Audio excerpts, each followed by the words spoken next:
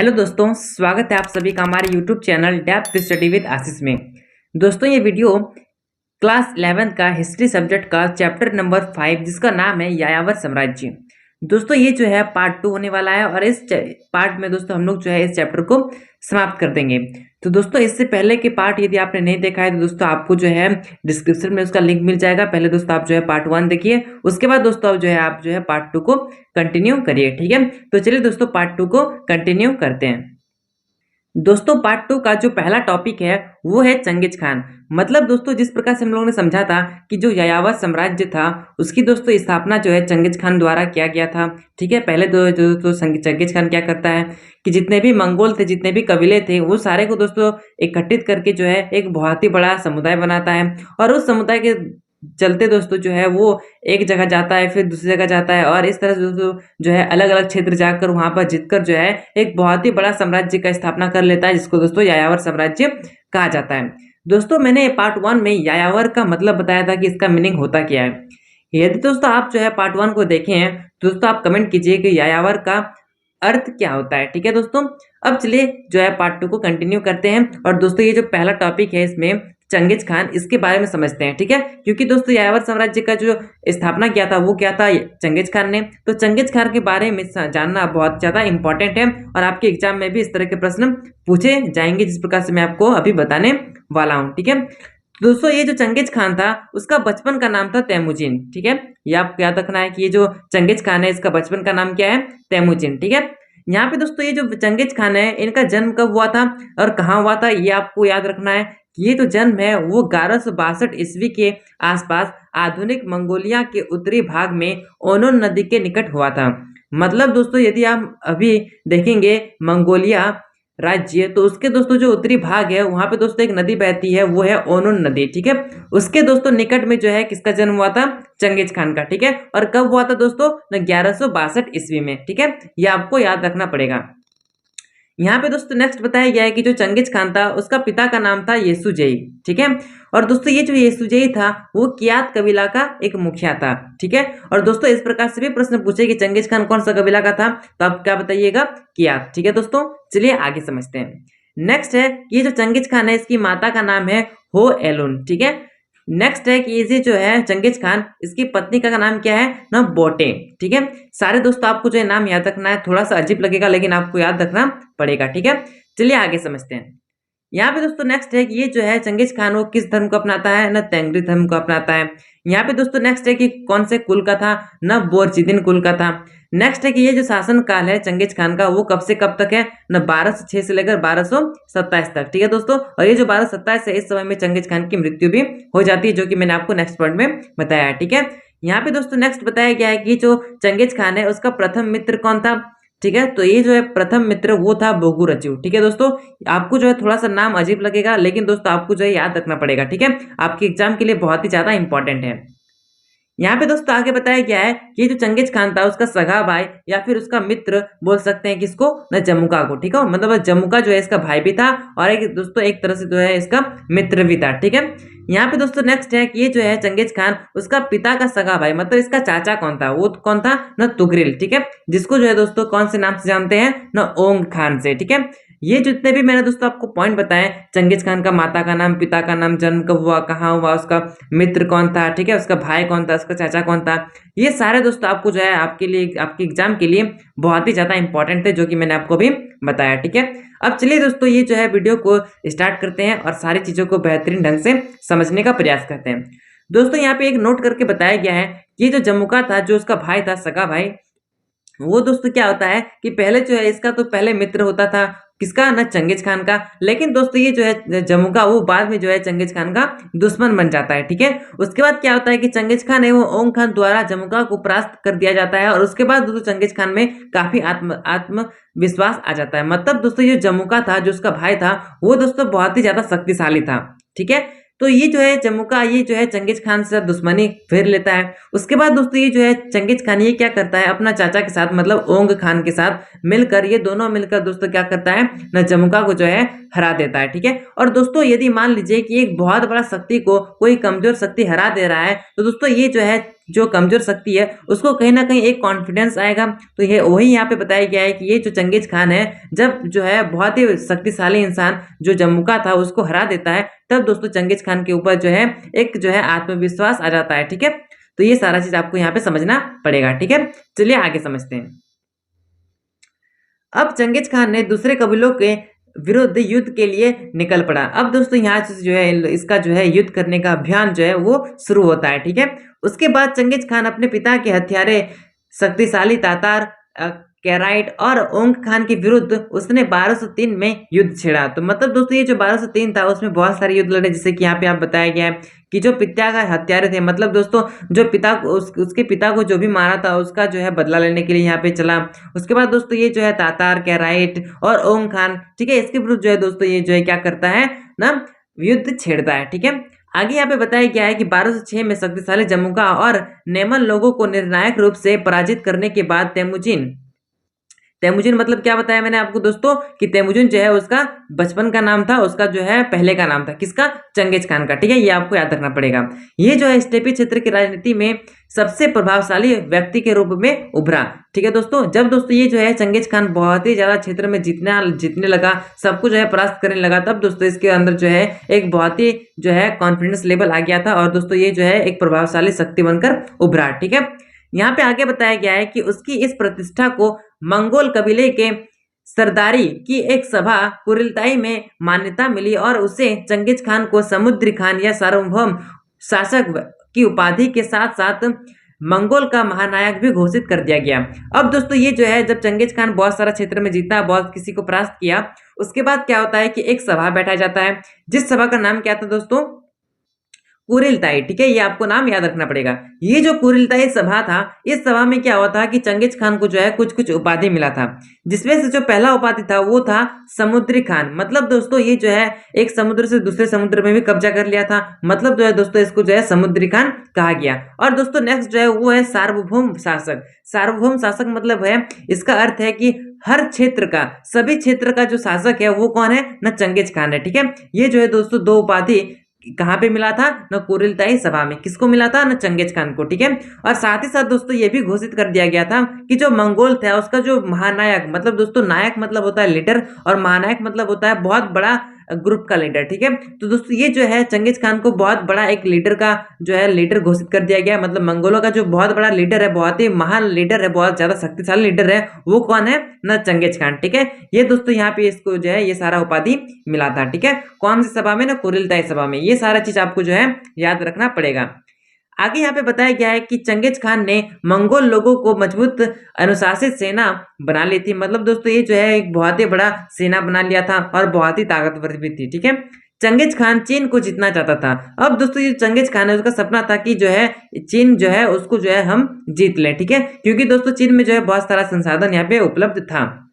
चीन उस समय 3 राज्यों में विभक्त था, जिसमें से पहला है तुर्फान, दूसरा है तिब्बत और तीसरा है चीन। ठीक है दोस्तों मैंने आपको पिछले पार्ट्स में एक वीडियो बताया, एक एग्जांपल देके बताया था, तो वो एग्जांपल यहाँ पे सुनिए कि ये जो चीन था वो क्या था ना, स्थायी था, मतलब एक ही जगह में रहता है, परमानेंट रहता है। लेकिन दोस्तों मंगोल लोग क्या करता है कि एक जगह से दूसरी जगह जो है भटकते रहता है। ठीक है, तो दोस्तों इसमें क्या होता है कि जब मंगोल लोग जो है, मान लेते हैं ये मंगोल का एक जाति है, ये क्या करता है, चीन में जाता है, लूटता है, फिर दोस्तों कहीं और भाग जाता है, फिर दोस्तों आता है, फिर लूटता है, फिर दोस्तों कहीं और भाग जाता है। तो इस तरह का दोस्तों आप देख पा रहे हैं, जिसमें क्या हो रहा है ना, चीन को जो है बहुत ज्यादा नुकसान हो रहा है। तो चीन जो है एक सुझाव निकालता है इसके लिए, और दोस्तों ये क्या करता है कि अपने चारों ओर दोस्तों एक बाउंड्री का निर्माण करता है, जिसको दोस्तों चीन की दीवार कहा जाता है। ठीक है, ये सारा दोस्तों हम लोग क्या कहाँ पे पढ़े थे, पार्ट 1 में। ठीक है, पार्ट 1 का लिंक आपको दोस्तों डिस्क्रिप्शन में मिल जाएगा, आप दोस्तों उसको देख लीजिए, तभी दोस्तों आपको जो ये सारा चीज बहुत ही बेहतरीन ढंग से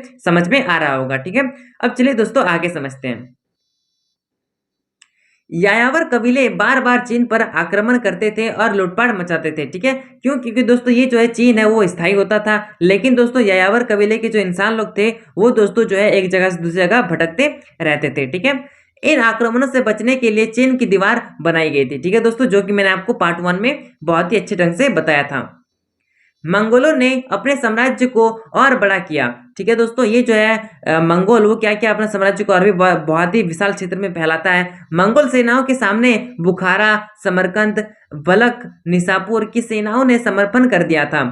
जिन नगरों में चंगेज खान का विरोध किया उन नगरों को तहस नहस कर दिया गया। अब देखिए दोस्तों, ये जो चंगेज खान है वो बहुत ही बड़ा शक्ति बनकर उभर गया था। ठीक है, उस समय में क्या हुआ कि जब चंगेज खान जो है चंगेज खान के विरुद्ध में जो जाता था उसके नगर को जो है दोस्तों वो जो है तहस नहस कर देता था। ठीक है, तो दोस्तों इससे आपको समझ में आ रहा है कि चंगेज खान जो है कितना ज्यादा शक्तिशाली उस समय हो गया था। ठीक है, एक मंगोल राजकुमार की हत्या के बाद चंगेज खान ने जनसंहार का आदेश दे दिया था। ठीक है, जब दोस्तों एक राजकुमार की हत्या करता है उसके बाद दोस्तों जो है ये आदेश देता है कि अगर कोई बात आपका नहीं मारा है तो दोस्तों आप जो है उसको मार सकते हैं। ठीक है, इस तरह का दोस्तों ये जो है चंगेज खान घोषणा करता है।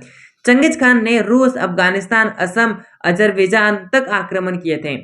चंगेज खान ने अपना जीवन युद्ध करने में बिताया और 1227 में चंगेज खान की मृत्यु हो गई। तो दोस्तों इस तरह से आप देख पाएंगे जो चंगेज खान है वो किस प्रकार से जो है मंगोल को जो है इकट्ठा करते हैं। उसके बाद दोस्तों ये जो है एक बहुत ही बड़ा साम्राज्य का स्थापना करते हैं और बहुत जगह में जाते हैं, जीतते हैं। ठीक है, जैसे कि रूस हो गया, अफगानिस्तान हो गया, असम हो गया, अजरबैजान हो गया, ये सारे क्षेत्र। और इससे अलावा दोस्तों हम लोग जो है पार्ट 1 में पढ़े थे, तो वो सारे क्षेत्रों को जो है दोस्तों ये जो जीतता है और एक समय जो दोस्तों ये जो है इनकी मृत्यु हो जाती है। ठीक है, तो दोस्तों जैसे कि मैंने आपको पार्ट 1 में बताया था कि जो चंगेज खान है वो अपने आप को बोलता है कि हमको जो है ईश्वर ने आदेश दिया है, क्या आदेश दिया है कि हम जो है पूरे विश्व पर शासन करेंगे। ठीक है, तो वो जो है कहीं ना कहीं बहुत सारे इंसान लोग मान भी लेते हैं कि हाँ ये सच है। ठीक है, तो उसके बाद दोस्तों यहाँ पे आप देख पा रहे होंगे कि पूरे विश्व पर कब्जा अभी तक हुआ नहीं है और चंगेज खान की मृत्यु जो है वो हो चुकी है। कब हुई है ना, 1227 ईस्वी में। ठीक है दोस्तों, अब क्या होगा कि जो चंगेज खान है उसका वंशज जो है ये जो है इसका बागडोर संभालेगा कि जो है यायावर साम्राज्य इसको आगे कैसे बढ़ाना है, ये सारा चीज कौन करेगा ना, चंगेज खान का वंशज लोग। ठीक है, तो चलिए समझते हैं आगे। दोस्तों यहाँ पे नेक्स्ट टॉपिक है चंगेज खान की सैनिक उपलब्धियां। मतलब दोस्तों ये जो सैन्य शक्ति थी चंगेज खान की वो क्या क्या थी, जिसमें से पहला पॉइंट है कुशल सेना। मतलब दोस्तों ये जो इनकी जो सेना थी वो बहुत ही ज्यादा एक्सपर्ट थी। ठीक है, दूसरा है कि कुशल घुड़सवार सैनिक। मतलब दोस्तों ये जो है जो घुड़सवार मतलब घोड़े में बैठकर जो युद्ध करता है वो सारे सैन्य जो है यहाँ पे मौजूद थी।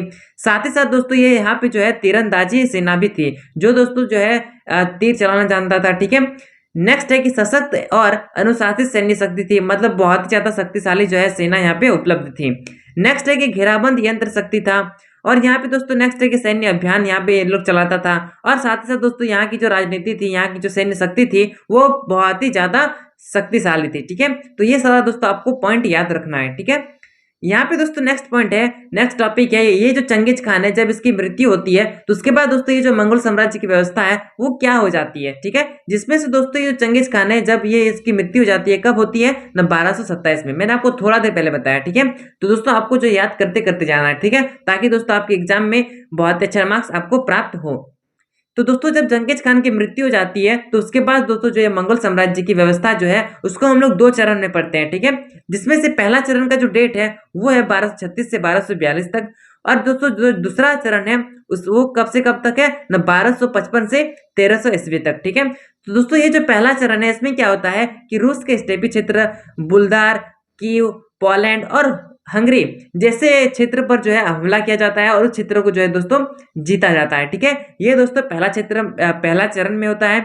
और दूसरा चरण में क्या होता है कि चीन, ईरान, इराक और सीरिया पर दोस्तों ये जो है विजय प्राप्त करके यायावर साम्राज्य में सारे देश को मिला देते हैं। ठीक है, तो ये दोस्तों आपको जो है पहला चरण और दूसरा चरण समझ में आ गया होगा। ठीक है, अब चलिए आगे समझते हैं। मिस्र की सेनाओं द्वारा मंगोलों की सेना को पराजित किया गया। अब दोस्तों यहाँ पे बताया गया है कि जब चंगेज खान की मृत्यु हो जाती है तो उसके बाद दोस्तों क्या होता है कि ये जो है मंगोल साम्राज्य जो है 2 भागों में टूट जाता है। ठीक है, मतलब 2 भागों में नहीं 2 चरणों में जो है दोस्तों इसको पढ़ते हैं। ठीक है, जिसमें से मैंने आपको पहला चरण का डेट बताया, दूसरा चरण का डेट बताया। उसके बाद दोस्तों यहाँ से स्टार्ट होता है दूसरा टॉपिक, जिसमें से बताया गया है कि जो है मंगोल की जो सेना थी वो दोस्तों आज तक कभी हारी नहीं थी। लेकिन दोस्तों अब क्या हुआ कि मिस्र की सेनाओं के द्वारा जो है इन लोग को हरा दिया गया। जब दोस्तों इन लोग को हरा दिया गया तब दोस्तों इन लोग जो है धीरे धीरे होके कमजोर होने लगा। और दोस्तों धीरे धीरे देखिए कमजोर होने लगा और बहुत कुछ परिवर्तन होने लगा और लास्ट में दोस्तों ये जो मंगोल साम्राज्य वो खत्म हो जाता है। ठीक है, लेकिन दोस्तों अभी आप देख पाएंगे मंगोलिया राज्य। ठीक है, तो वहीं से जो है उत्पत्ति हुआ था। ठीक है, तो दोस्तों ये जो है यहाँ पे जो मंगोलों की सेना जो है वो मिस्र की सेनाओं से कैसे हारती है, इसका दोस्तों यहाँ पे दो कारण बताया गया है। जिसमें से पहला कारण है वो क्या है कि चंगेज खान के बाद मंगोल परिवार में उत्तराधिकारी को लेकर आंतरिक विवाद था। मतलब दोस्तों जब चंगेज खान की मृत्यु हो गई उसके बाद दोस्तों कौन राजा बनेगा, इसके लिए दोस्तों आपस में ये लोग झगड़ा लड़ने लगा। जिसमें से जो प्रथम पीढ़ियां है वो है, पहला है जोची और दूसरा है ओगोदेई। ठीक है, ये दोनों आपको नाम याद रखना है।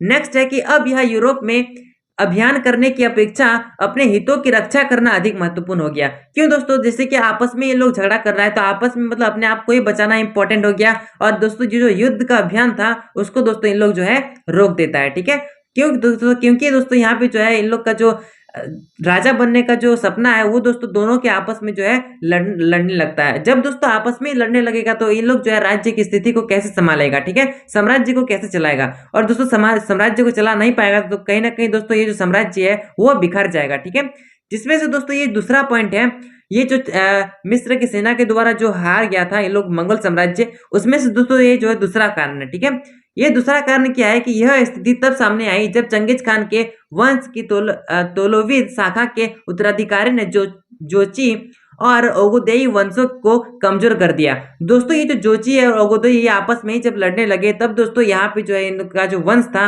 वो दोस्तों कहीं ना कहीं धीरे धीरे होके कमजोर होने लगा। ठीक है, तो दोस्तों ये जो है दो कारण मैंने आपको बताए जो कि आपके लिए बहुत ही ज्यादा इंपॉर्टेंट थे। यहाँ पे आगे बताया गया है कि मोंके जो चंगेज खान के छोटे पुत्र तोलई का वंशज था। ये जो मोंके दोस्तों वो कौन है, इसका जो है दोस्तों छोटे पुत्र का वंशज था। ठीक है, उसके राज्य अभिषेक के बाद 1250 के दशक में ईरान में शक्तिशाली अभियान किए गए, परंतु 1200 ईस्वी के दशक में तोलोई के वंशजों ने चीन में अपने हितों को बढ़ाया तो उसी समय सैनिकों को मंगोल साम्राज्य की मुख्य भागों की ओर भेज दिया गया। अब दोस्तों यहाँ पे क्या हुआ कि जब दोस्तों क्या हो गया कि ये जो है 1250 के दशक में जब इसको राज्य का अभिषेक मतलब दोस्तों इसको जो है राजा बनाया गया किसको, मोंके को। उसके बाद क्या होता है कि 1200 ईस्वी के दशक में मतलब इससे पहले वाला का बात किया गया है। ठीक है, तो उसमें दोस्तों तोलोई के वंशज ने चीन में अपने हितों को बढ़ाया तो उसी समय दोस्तों सैनिकों ने मंगोल साम्राज्य की ओर भागों की ओर जो है दोस्तों भेज दिया गया। मतलब दोस्तों जब ये जो है मैंने आपको बताया था कि जो चीन जो क्षेत्र था, चीन जो देश था उस पर कब्जा करना जो है दोस्तों चंगेज खान का एक सपना था। ठीक है, तो दोस्तों इन लोग क्या करता है कि चीन को जो है हड़पने के लिए वहां पे चला जाता है। ठीक है, और दोस्तों कुछ कुछ समुदाय को दोस्तों मंगोल साम्राज्य में रहने देता है। ठीक है, तो उसके बाद क्या होता है कि इसके बाद मिस्र की सेनाओं से युद्ध करके पराजित हो गई और पश्चिम की ओर दोस्तों इसका जो विस्तार वो रुक गया। अब क्या हुआ दोस्तों, जब ये जो है चीन की ओर जो है वो हड़पने के लिए जाने लगा तो दोस्तों ये जो है चंगेज खान जब इन लोग चीन की ओर जो है हड़पने के लिए जाने लगा तब दोस्तों इन लोग का जो छोटा सा एक समुदाय था सेनाओं का उसको दोस्तों कहाँ भेज दिया गया, मिस्र की सेनाओं से लड़ने के लिए। और दोस्तों इन लोग छोटा संख्या में जाएगा तो जाहिर सी बात है मिस्र की सेना से हार जाएगा। ठीक है, तो इस समय दोस्तों यहाँ पे दोस्तों मंगोल साम्राज्य की हार देखने को मिलती है। और उसके बाद क्या होता है कि जो पश्चिम की ओर जो विस्तार था वो कहीं ना कहीं रुक गया था। ठीक है, और चीन की ओर दोस्तों विस्तार जो है वो बढ़ने लगा था। ठीक है, ये दोस्तों आपको समझ में आ रहा होगा। यहाँ पे नेक्स्ट टॉपिक है राजनीतिक और सैनिक संगठन। इसको चलिए समझते हैं। मंगोलों और दूसरे कबीलों में हर तंदुरुस्त वयस्क सदस्य हथियारबंद होते थे। मतलब जितने भी वयस्क सदस्य होते थे उन सारे के पास तो क्या होता था ना, हथियार होता था। ठीक है, जब आवश्यकता होती थी तो इन्हीं लोगों से सशस्त्र सेना बनती थी। ठीक है, और इन्हीं के द्वारा दोस्तों क्या होता था ना, सेना बनाया जाता था। ठीक है, सैनिकों की सबसे बड़ी इकाई लगभग 10,000 सैनिकों की थी। ठीक है, मतलब दोस्तों जिसमें बहुत ही ज्यादा मतलब 10 लाख की सेना होती थी। ये दोस्तों बहुत ही बड़ी इकाई होती थी यायावर साम्राज्य की सैनिकों की संख्या के मामले में। ठीक है, यहाँ पे आगे बताया गया है कि जिसमें अनेक कबीलों और कुलों मतलब परिवारों के लोग शामिल होते थे। चंगेज खान ने अपने नए जीते हुए लोगों पर शासन करने की जिम्मेदारी अपने 4 पुत्रों को सौंप दी थी। अब दोस्तों ये जो चंगेज खान है जब ये जो है नए नए क्षेत्रों को जीता था उस समय दोस्तों ये जो है अपना क्षेत्रों को जो है अपने 4 पुत्रों को दे दिया था। ठीक है, तो दोस्तों ये जो 4 पुत्र था उसके अंदर में जो इंसान लोग काम करता था मतलब दोस्तों नए सैनिक टुकड़ियां जो उसके 4 पुत्रों के अधीन कार्य करती थी। मतलब मान लेते हैं चंगेज खान का 4 पुत्र है तो ये 4 पुत्र के अंदर में जो इंसान लोग काम करेगा उसको क्या कहा गया है ना, नोयान कहा गया है। ठीक है दोस्तों, मतलब 4 पुत्र के अंदर में जो काम करता है उसको कहा जाता है नोयान। ठीक है, ये दोस्तों आपको याद रखना है। ठीक है, चलिए आगे समझते हैं कि जो चार पुत्र था उसका नाम क्या है और वो दोस्तों कौन कौन सा क्षेत्र को संभालता है। ठीक है, तो दोस्तों ये जो सबसे बड़ा पुत्र था जिसका नाम है जोची, ये क्या करता है कि रूस का स्टेपी क्षेत्र के लिए स्टेपी क्षेत्र में जो है शासन करता है। ठीक है, स्टेपी क्षेत्र मैंने आपको बताया था जो कि घास का क्षेत्र होता है। ठीक है, तो दोस्तों ये जो पहला पुत्र था जोची, ये क्या करता है ना, रूस का स्टेपी क्षेत्र को संभालता है। जो दूसरा पुत्र था वो था चगताई, ये क्या करता है कि जो तुरान का स्टेपी क्षेत्र है उसको संभालता है। जो तीसरा पुत्र था वो था ओगोतेई, ये जो है दोस्तों चंगेज खान का उत्तराधिकारी था और ये जो दोस्तों क्या करता है ना, ये जो है महान खान की उपाधि धारण करता है। मतलब दोस्तों ये जो है इसको महान खान की उपाधि दी जाती है, किसको न, ओगोदेई को। और साथ ही साथ दोस्तों यहाँ पे बताया गया है कि ये जो ओगोदेई है ये क्या करता है कि अपना राजधानी बनाता है, मतलब नया राजधानी बनाता है कहाँ पे न, काराकोरम में। ठीक है दोस्तों, ये सारा आपको याद रखना है ताकि दोस्तों आपको जो है किसी भी प्रकार का प्रॉब्लम आपके एग्जाम में ना हो। ठीक है, नेक्स्ट जो आखिरी पुत्र है, चौथा पुत्र, वो है तोलोय। ठीक है, ये क्या करता है कि मंगोलिया जो है साम्राज्य था वहां पर दोस्तों ये जो है शासन करता है। तो दोस्तों मैंने आपको चारों पुत्रों के नाम बताए और चारों पुत्र जो है कहाँ कहाँ पे शासन करते हैं। ठीक है, ये सारा चीजें मैंने आपको बता दिया है। आपको दोस्तों बहुत ही बेहतरीन ढंग से समझ में आ गया होगा। अब चलिए आगे समझते हैं। 13वीं शताब्दी के शुरुआत में हुए युद्धों में अनेक नगर नष्ट कर दिए गए। मंगोलों द्वारा जो है अन्य धर्मों को अपनाया गया, कृषि में गिरावट आई, व्यापार चौपट हो गया, हजारों लोगों की जान चली गई और इससे कई अधिक दास बना लिए गए। और दोस्तों देखिए यहाँ पे इतना ज्यादा स्थिति खराब होने के कारण आपको यहाँ पे क्या नजर आएगा कि कहीं ना कहीं दोस्तों ये जो मंगोल साम्राज्य था, जो यायावर साम्राज्य था, वो धीरे धीरे कहीं ना कहीं कमजोर होने लगा। ठीक है, और अमीर से लेकर गरीब वर्गों तक सभी को बहुत कष्टों का सामना करना पड़ा। तो दोस्तों इस प्रकार से दोस्तों आपका जो पार्ट 2 है और आपका जो चैप्टर है वो खत्म होता है। आशा करता हूं दोस्तों आपको जो है सारी चीजें बहुत ही बेहतरीन ढंग से समझ में आ गई होगी। दोस्तों आपको जो है यदि आपने पार्ट 1 और पार्ट 2 को बहुत ही बेहतरीन ढंग से समझ लिया है तो दोस्तों आप यहाँ पे कमेंट कीजिए कि जो चंगेज खान था उसका जो 4 पुत्र था वो चारों पुत्र के नाम कमेंट कीजिए और साथ ही साथ दोस्तों ये भी कमेंट कीजिए कि उसको जो है किस क्षेत्र को जो है शासन करने के लिए मिला था। ठीक है, ये दोस्तों आपको कमेंट करना है और साथ ही साथ दोस्तों ये भी कमेंट करना है कि जो चंगेज खान था उसकी मृत्यु कब होती है। ठीक है दोस्तों, ये आपको कमेंट करना है। तो दोस्तों यदि आपने हमारे टेलीग्राम ग्रुप से ज्वाइन हो गया है तो ज्वाइन हो जाइए और नहीं हुए तो दोस्तों आपको जो है डिस्क्रिप्शन में लिंक मिल जाएगा। और दोस्तों यदि आपने हमारे चैनल को सब्सक्राइब नहीं किया है तो चैनल को सब्सक्राइब कर दीजिए और अपने दोस्तों में ज्यादा से ज्यादा शेयर कीजिए। तो चलिए दोस्तों मिलते हैं अब इस चैप्टर का MCQ के साथ। तब तक के लिए जय हिंद, जय भारत।